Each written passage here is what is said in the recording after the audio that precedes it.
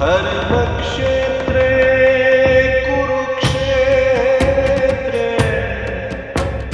समवेत ओम सहनं भवतु सहनं भुनक्तु सह वीर्यं करवावहै तेजस्विनाधीतमस्तु मा विद्विषावहै. Let us sit down and study together. Through discussion, let us sharpen each other's intellect. May we not bear any ill will towards each other. Peace, peace, peace. Let peace prevail. Om Shanti, Om Shanti, Om Shanti. So we are delving into chapter 8, but we left deliberately the two slokas of and last two slokas of the 7th chapter because that kind of bridges to the question that Arjun asks in the 8th chapter, and which is directly related. So I thought we will start from there. And one of the things I always wondered, why do I need to know all this, Brahman, Adhyatm, Karma, all this terminology? Why do we need to know? And it dawned on me, like when we talk about medicine, one of the first things we learn is anatomy, like what the body parts are. And based on that, we then learn what that body part does, function, what is the pathologic process of that, and then how can we use treatments for that. So in this one also, Krishna talks some terminologies, it's like almost six terms. And it's fascinating. I mean, many things are fascinating in this chapter and this kind of initial verses that I find amazing is that, first of all, our body is not limited to our physical entity. We know that. We have emotions, we have thought process, we have ideas, but it's much more than that. And that is where, I think Krishna wants Arjun to understand that Jara, Marana, Mokshaya. So these are the three reasons he says you should know this. Jara, Marana, Mokshaya. Life and death and moksha. Then he goes on to say, Mama Ashritya Yatantiya. And then he talks about the six things, which is Brahman, and then Adhyatma, then Adhibhut, Adhidaiva, Karma, and then Adhiyagya. We will explain these terms, but these six terms, the terminology he uses, and then Arjun says, what are these? And that's the beginning of the 8th chapter. Any thoughts on that, Amitav? Yeah. At the end of this chapter 7, the last two, he sets up the stage because prior to that, he did mention to Arjun that what you see in this physical world is my manifested energy. Right. But beyond that, there is a universal life force, transcendental form of me, which governs everything. Yeah. And now he says, Jara Marana Moksham, the infirmity, okay, death and liberation, all comes through me with this knowledge. Okay. Right. You can transcend all these three stages if you know about me.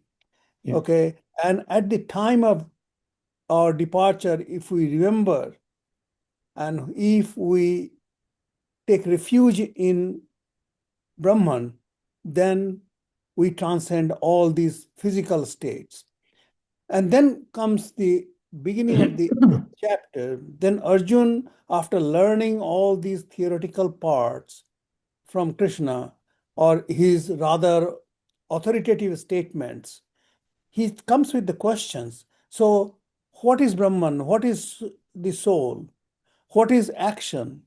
Okay, how one is manifested inside the physical body, how it is manifested in the material world. And then Krishna takes on. But what I like about Krishna is so methodical. I mean, he's direct and methodical. So, as far as the body is concerned, he takes three components. One is the Atma, which he says Adhyatma, Mhm. and the other is Adhibhuta, which is our physical body. Like if you forget about the Adhi part, Atma and Bhut is our physical body, and divine.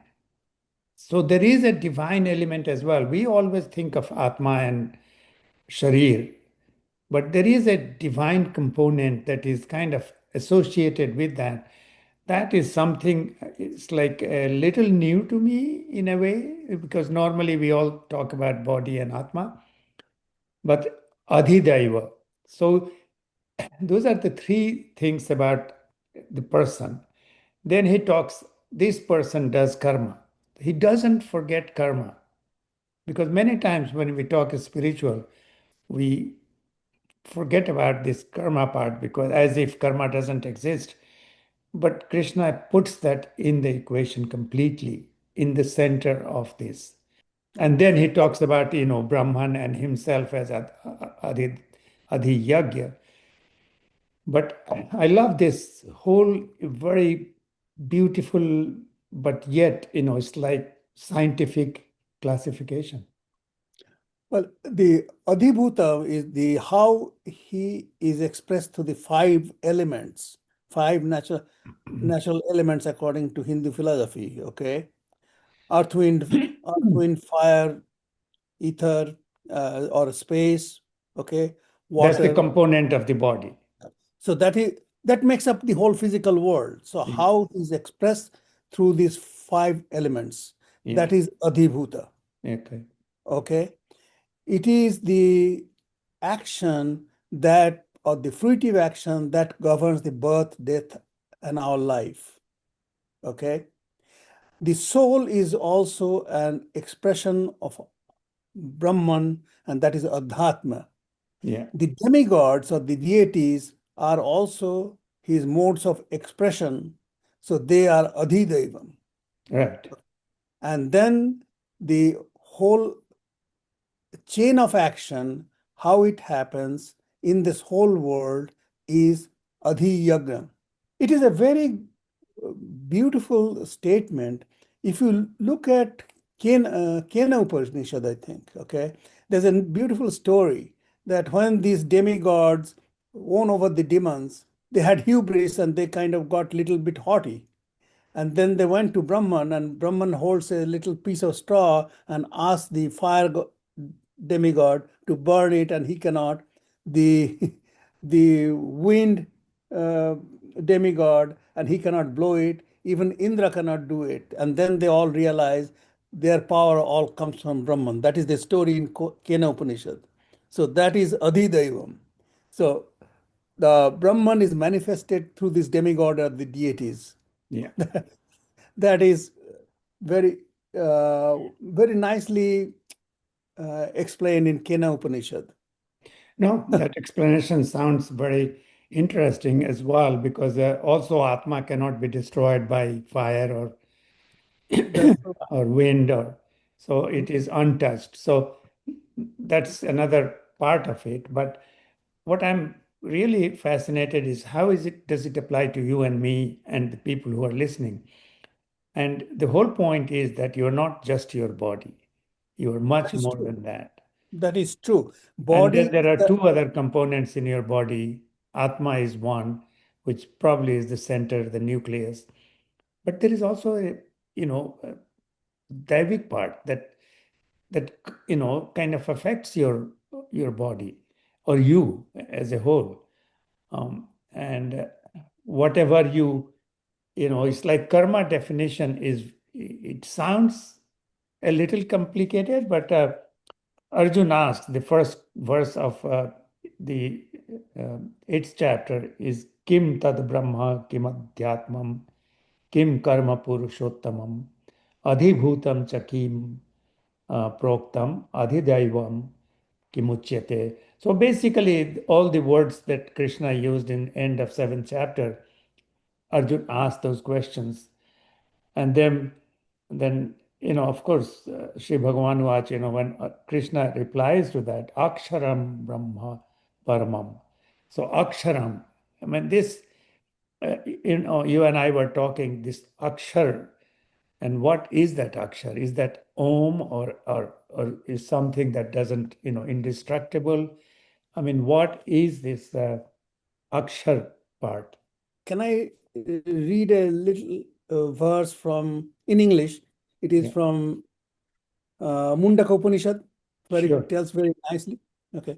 It says, the deathless soul is meditated upon himself and projected the universe as an evolutionary energy.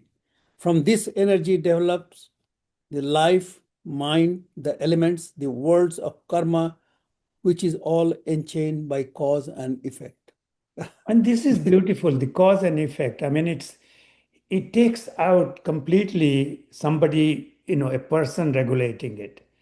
It's like auto-regulation, right? Cause and effect. I mean, I Yes, think there is a cause and effect in Buddhism as well. yes. This arising, that arises.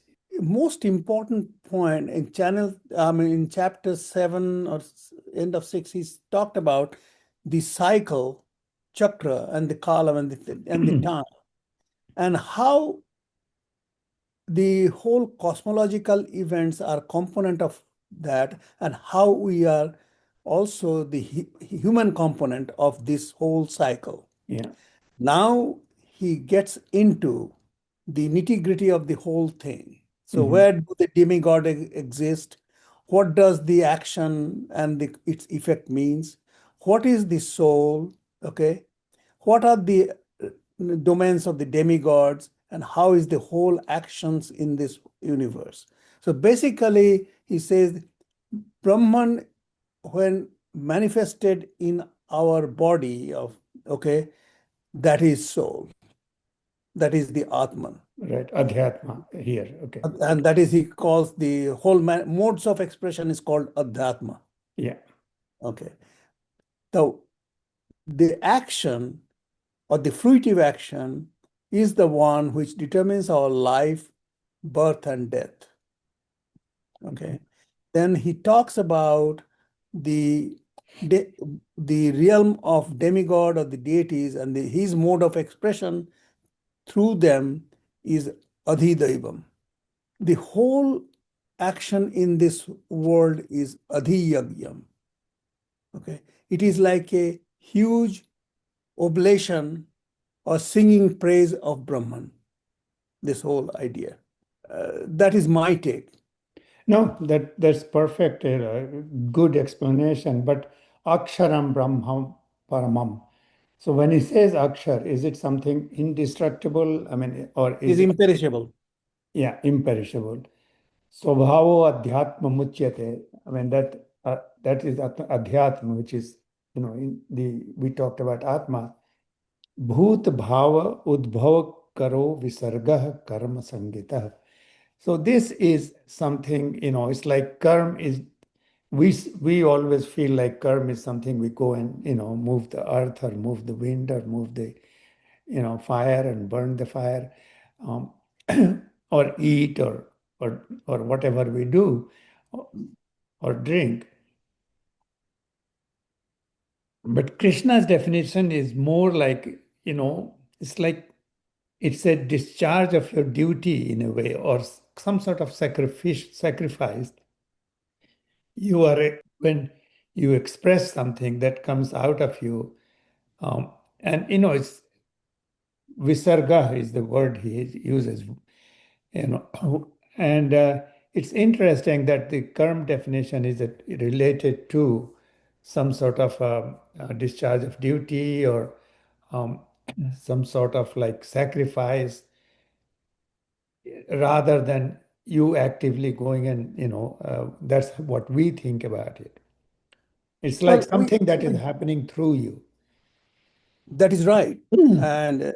and that is the whole idea, that whenever we perform any action, we have to think that we are the human component of this entire cycle, entire world order, and then we are not the doer, but we are agent of the deed. That kind, nitya yukta yuktatma, he says, Yeah, okay, in previous verses. right. Always being in union with the Brahman, with that larger viewpoint, and that's how we disperse our duty. Yeah. Okay, and So we are not the we read center of the about project. That's what you're saying. The project, the universe has something that it wants get done, and you are one component, and it's that's flowing right. through you. It Yes, feels like and unimportant, but I think you are more important if you are in a larger that's sense. right. Yeah, That's right. I mean, that's why I said this in whole world order. We are very small, but we are also the human component of this whole world order. right. With all these things So that, inside us, I mean, we appear. I mean, yes, look at the robot that is being built now. I mean, it can do a lot of things. It can do almost same functions as human. But how far are we from creating something like a human being? I mean, we have not we're been still far. able to put emotions there. Yes. The whole idea is in our existence that this laws of maintaining the world order also percolates through us. Yeah, And that is what is called yuktatma or nitya yuktam. yeah. No, I think uh, I think I'm getting the hang of it, Amitabh. I thought, why should I know this terminology?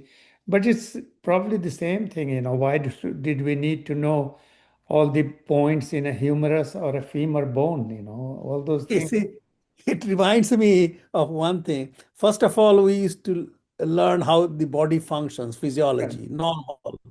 Yeah. Okay. Then we learned in a disease pathophysiology, where Right. the things go wrong and Yeah. which step. And then it comes the treatment to correcting the wrongs in those steps. Yeah. Okay. We don't even get into clinical for at least 3 or 4 years that, Yes, we went that's to how. medical school, right? I don't Yes, know. It may be different now, but it is different here, but nevertheless, the the way to understand and get a concept, find out how the normal functions, yeah. how the from there we understand how the abnormality happens, and then we learn where the abnormality is, and then we correct it. Yeah. But Okay. I like when he says Jara Maran Mokshaya, Jara is infirmity, yeah. Can you explain the infirmity part? like old age, infirmity, a disease, or something like Okay. that. Like Buddha saw the Jara when he was riding in the city on his chariot. Yeah. Okay. So, Yeah. For me, it seems like what he's saying is also applicable to everyday life. Yeah. That, yes, in that last verse of chapter 7, he says, one who remembers me at the time of death, he also merges with Brahman. prayana kale pichamam te vidur yukta chetasa. But he comes Yeah. to that right now after he gives all the definitions of these Yes. And words. I wanted to quote one of the Upanishads verse Yeah. which says the same thing, how our body when it's cremated turns into ashes and taken by the wind. But at the time of our departure, we remember what we did, our deeds, okay? And we remember the Brahman. And it goes like this. Vayur nilam cha bhasmat sariram om kratashmara kratoshmara kritoshmara kratoshmara. Okay. And that resonates with the last verse of chapter 7. Yeah. Basically, at the time of death, the whole life goes through like a movie. It's what is interesting to me is that after he gives all these wonderful definitions and after the understanding what our body and soul and adhiyagya Brahman is, he jumps into death. he talks about death soon after he talks about what this, body and soul is all about. And that I was wondering why. It's like, why does he do that? Why is death so important? So the verse 5, which is Antakale chamameva, smaran muktva kalevaram. So, that's one who dies remembering me.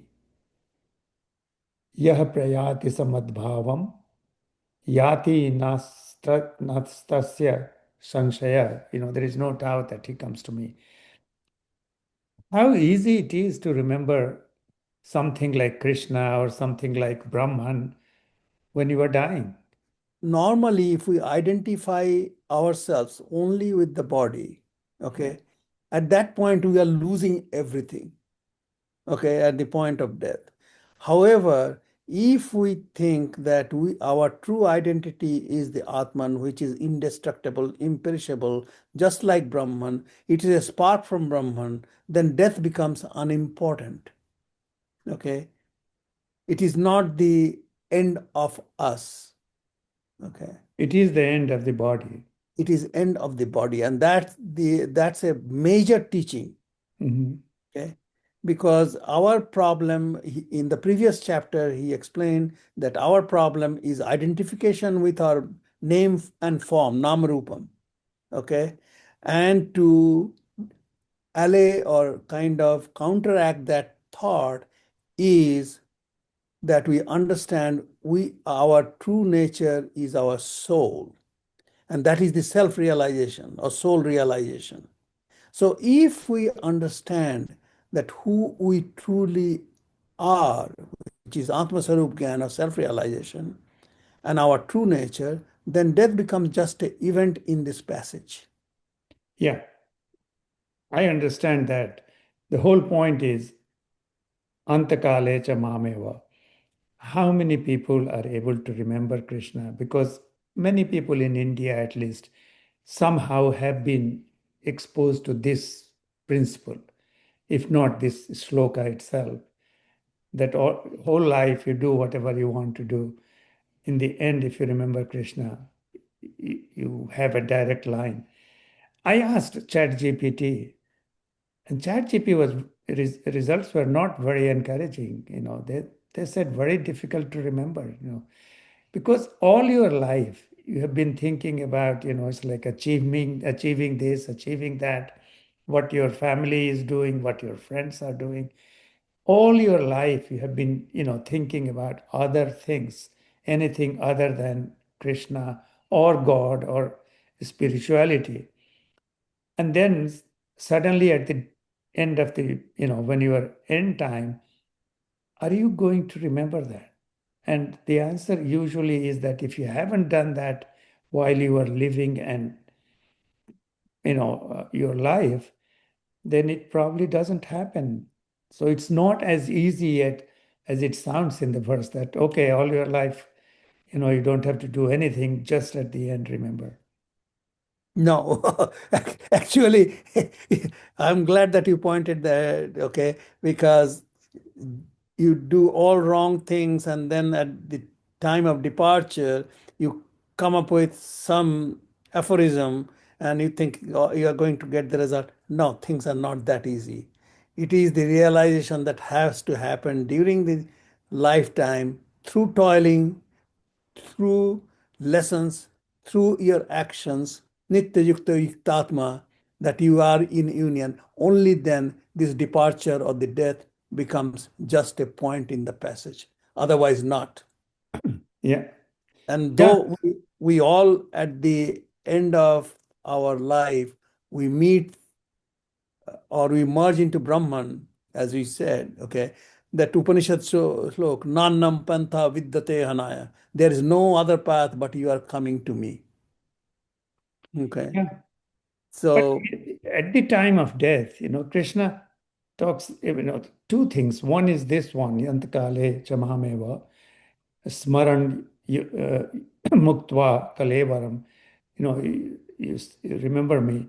And the other thing that he talks about, what you were saying in the Upanishad part, Yam Yam vapi smaran bhavam.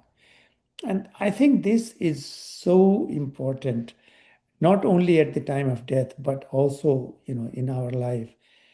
That, you remember dhyayate vishayan punsa, that's the beginning. So whatever thoughts and ideas come in your head, then you get attached to it. That's the cycle starts. But the first thing is that idea or the view or the vision.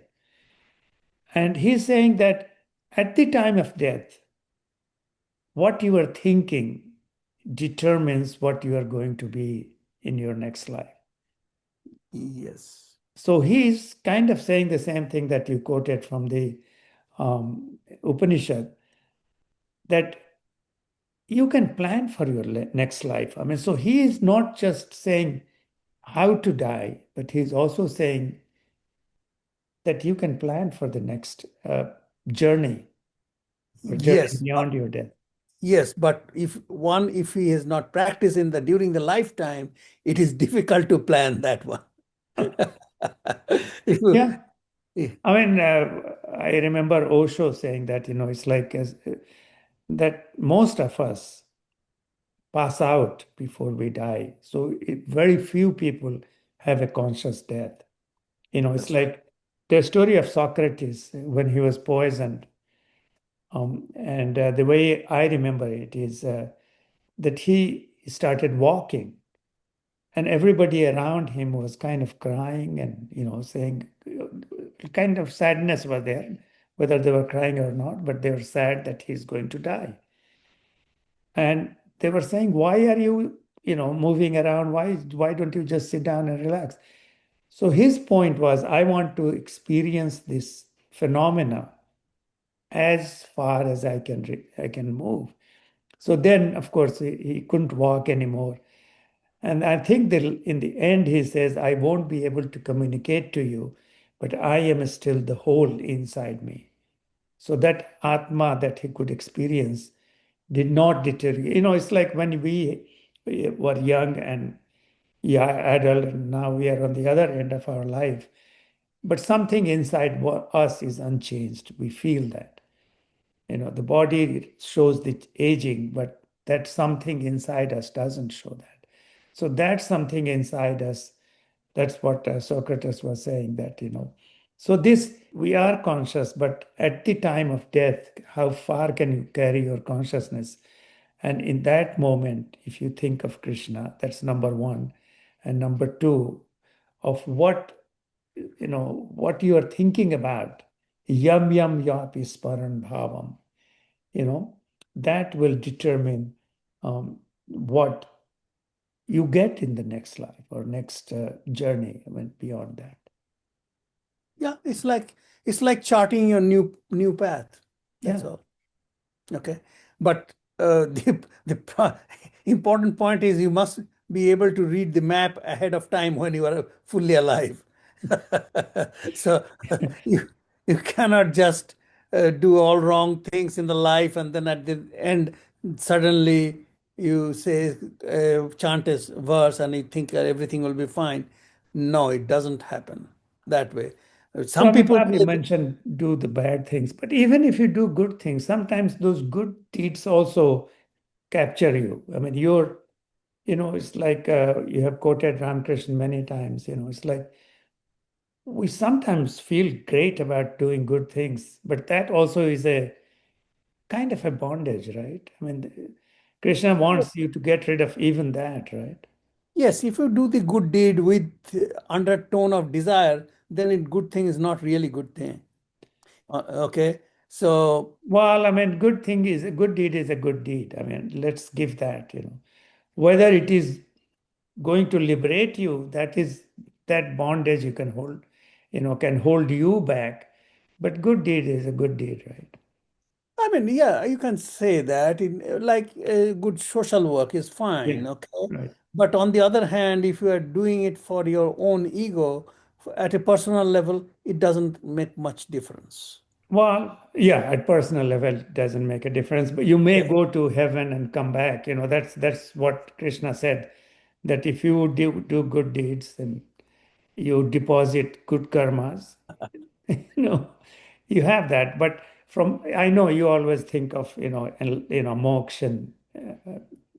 In that journey, you may not be there, but it's good to do good things than bad things, right? Yeah, I mean, obviously. Yeah. Obviously, to maintain the social, the world order, I look at it this way: to keep the world order going, you have to understand that you are, or I am, is a part of this world order. So our job is to do such deed that it sustains and it does, and for its own, for its betterment. So yeah, we talked about before, right? You do it for, desire driven.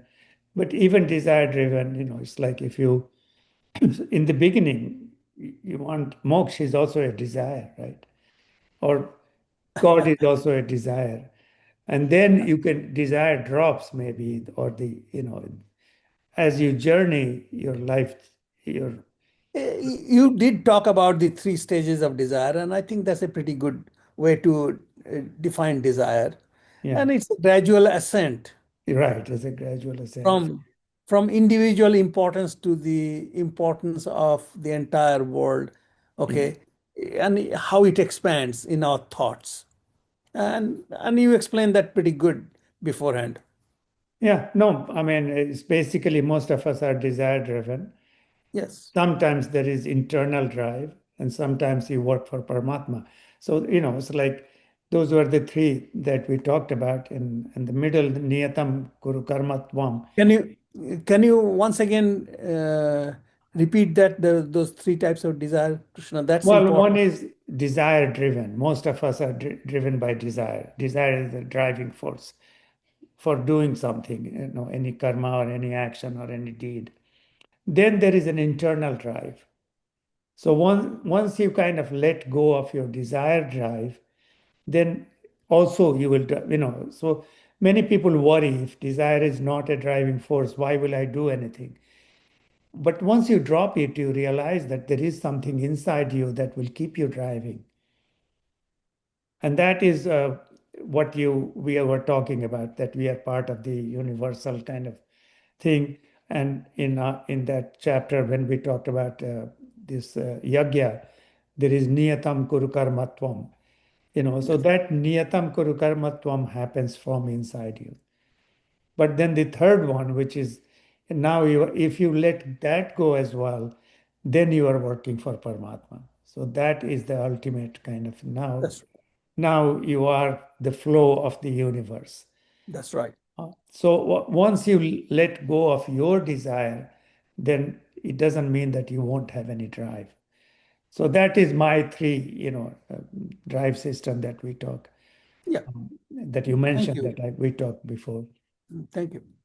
So here is, it's like he's saying that, but I feel that this visualization practice as a practice, not only at the end of our life, but this positive imaging. There is a Vincent Peale, one of the kind of Christian thinkers. He has written a book on positive imaging. Is like or visualization practice. Even some golfers or many sports people say that you don't play the game in the field first. You play it in your mind before you go there. And many times, in our medical practice and surgeon, as a surgeon, you go through the steps of your surgery before you do the surgery. So it's not totally unknown to us human beings. I mean, we do have this thing that we go through our, things that we want to achieve in our life. What Krishna is saying that at the end of your life, if you have certain things, you can use that to launch yourself beyond death. That's right. So these two things are so important. And I just want to put the emphasis that when you are saying that, think about Krishna, thinking about something beyond you. I mean, it doesn't have to be Krishna for people who don't know Krishna, but as long as they are in that spiritual mode at the time of death. Can you separate yourself from everything else and, be in that, it's like mental state. And the number two is, can you think about things, visualize things that can happen, after, beyond your death. I think this, from journey to life to life, I call it, is that a prescription from him, from Krishna here. Yeah. Before we come to the final shloka of our, session today, which is, I think, kind of culmination of all this. It's like, any thoughts so far? It's like, Yeah, I mean, it is very important that in the beginning of the chapter 8, Arjun asks all those questions, and Krishna once again explains how this material world functions and how beyond that material world and its different modes of expression, Yeah. there is a transcendental universal energy, which is much larger. yeah, Now, if we understand our Atman, our soul is a part of that, then we go beyond the bondage or the boundaries of your body, your own desire, and everything.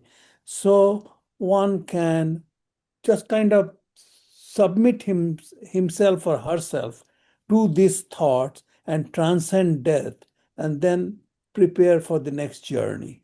So Mhm. that's why in the first part, those concepts are very important to have. yeah, Okay. And that knowledge or that kind of charting guides us through this entire journey of life and death. yeah. That's beautiful. Um, I think before we come to the 8-7, I think you wanted to recap Sat and Asat part.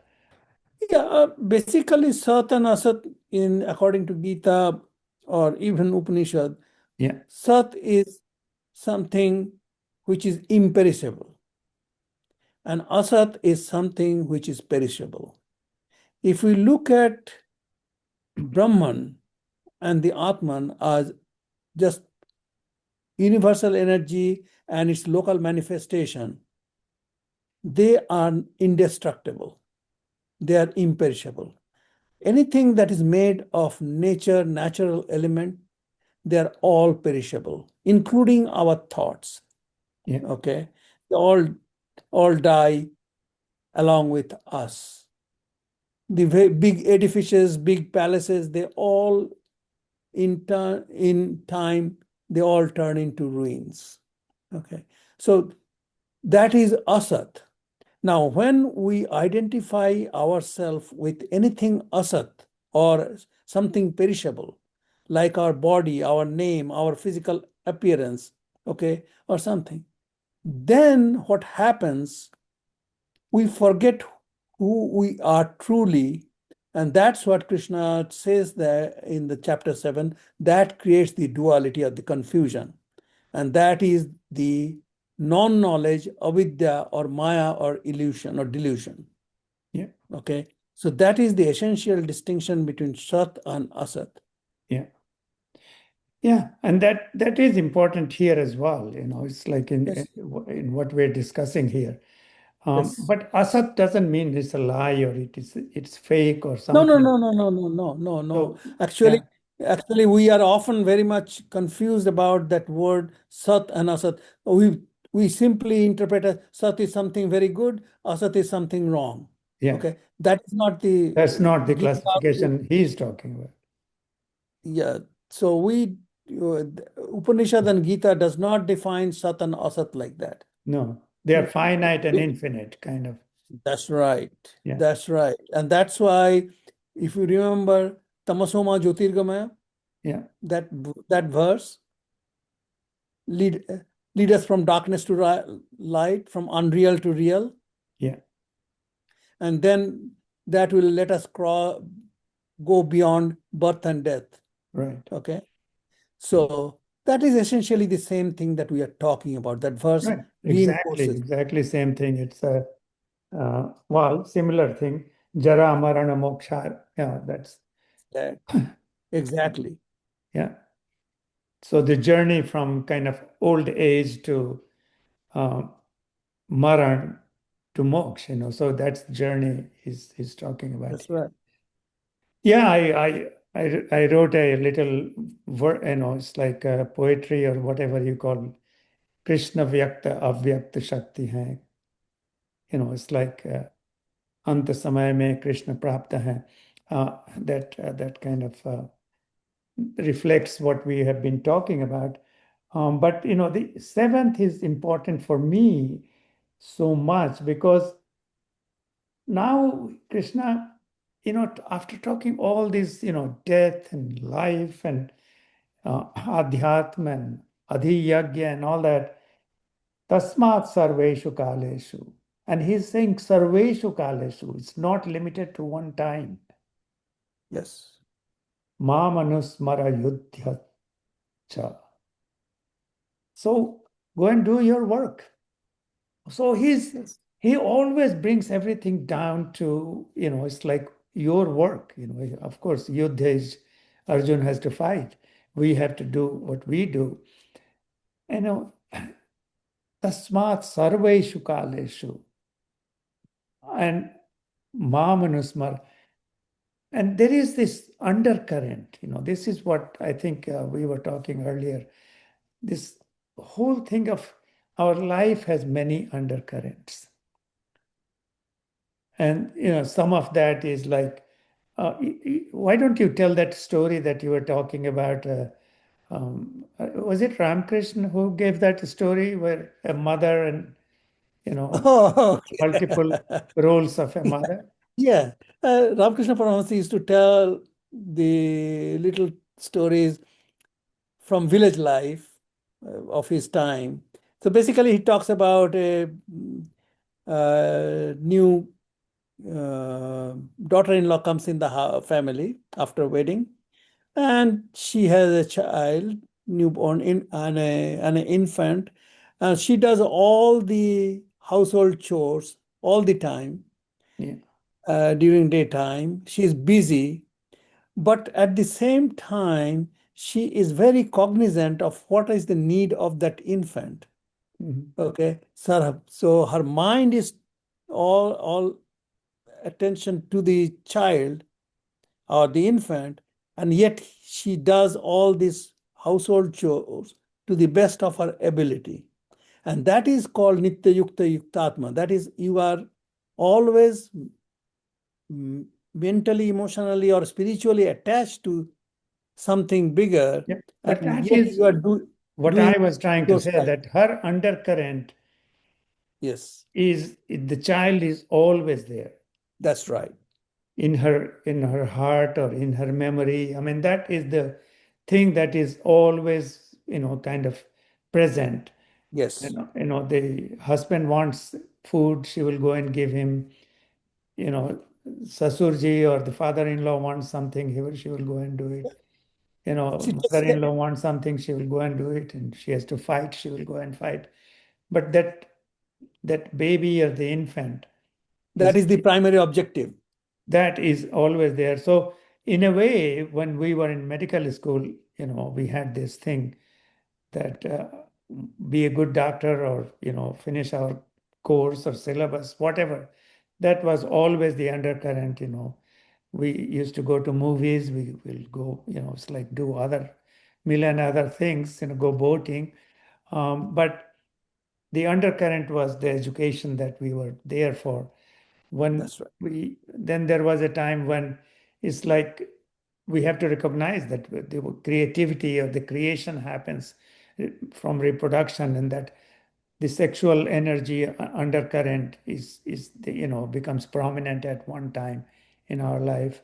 So I think these undercurrents is there are multiple undercurrents that exist in our life.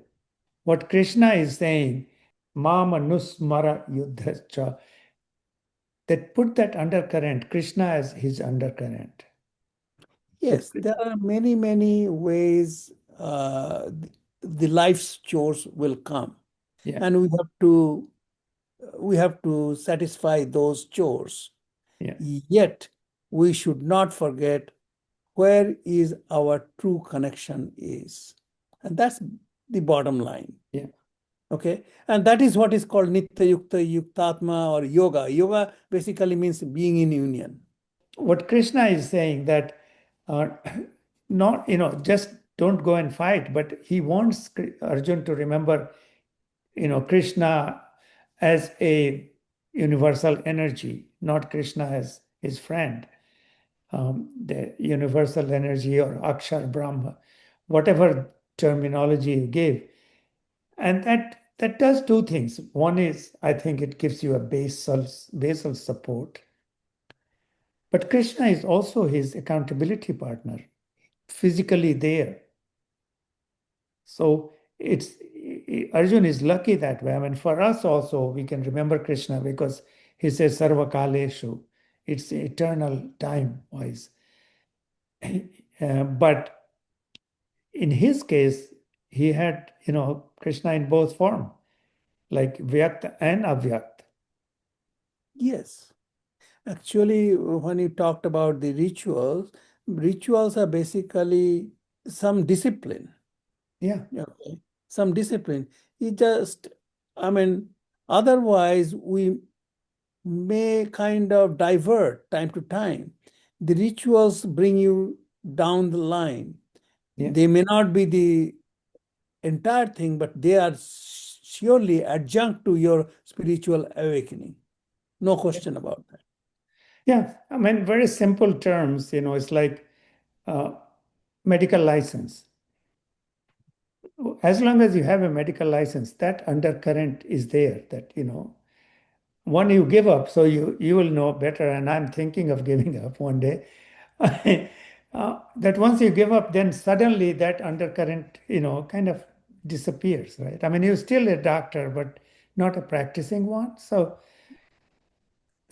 Yeah, in a that's right. way, I think ritual keeps that discipline going.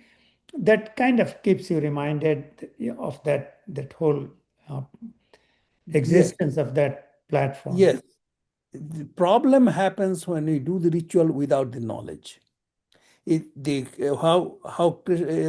beginning of the chapter 8, how the world works, Yeah, what is the mode of expression of Brahman. If we don't have that, then rituals become very difficult and it doesn't yield the result. But yeah. if we Well, know it, if we know according to it, what we and talked then about, the, yam, if you that's are right. doing certain thing for certain devata or entity, you will get that kind of result. So it's like no effort is wasted, But is that effort taking you to Brahman? Probably not.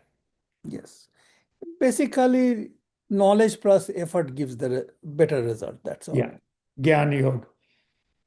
Jnana and bhakti. Yeah, I know you always said Gyan, bhakti and Gyan. Yes. Bhakti alone can become a blind bhakti, right? Yes. Uh, Blind faith is devotion without knowledge. Yeah. You apparently do all good things, but on the other hand, that spiritual awakening is very difficult. Yeah. With okay, and then if you do only devotion, then you become pretty dogmatic too. Okay, Yeah. Then, knowledge gets you out of that dogma. yeah. That's So all. bhakti plus ego is is not as good. Bhakti plus knowledge is better, Yes, right?